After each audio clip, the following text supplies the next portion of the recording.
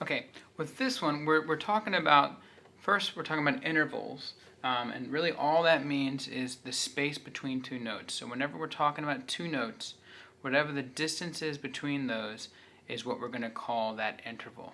Okay, so we're in the key of F. So whenever we add another note to the note F, that is going to be some kind of interval.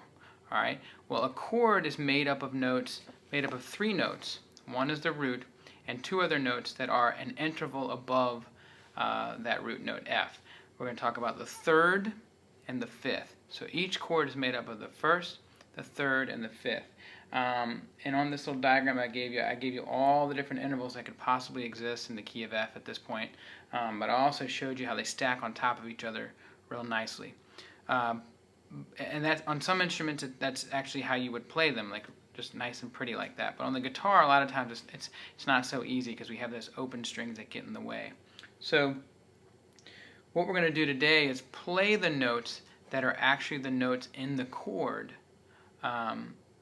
while an F major chord is ringing. So I've made a little jam track that I'm going to let that F chord just ring over and over again, and I'm just going to play. I'm going to stay on one string at a time and just play those notes F, A, and C on each string for a little bit, okay? And eventually just kind of go along and play with me, but see if I can make this happen. 1, 2, 3, 4. F, A, let's go to the next string. C, C. That's the only note on that second string that's in the chord F. On the third string we got an A. We got this C we learned last time. Back down to A.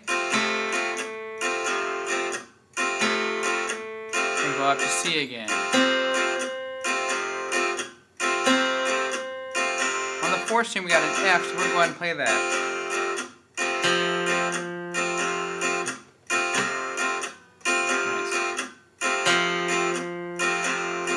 That's it on that string too, just an F. On the fifth string we got an open A, and then C.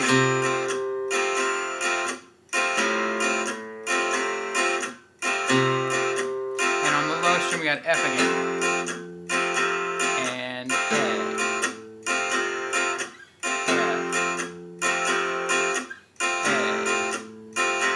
A. So straight from the first string down, if I can make this.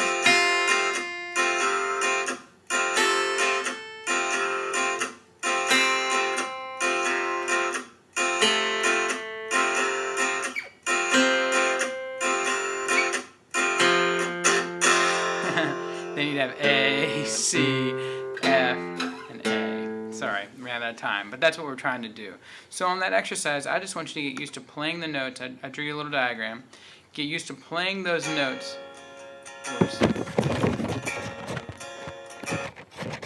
Oh, iTunes kept going. Get used to playing those notes and hearing what it sounds like when that note that is in the chord is being played. So all those notes, any combination of those notes you play, as long as you're playing just those notes, F, A, and C, are going to be some sort of arpeggio.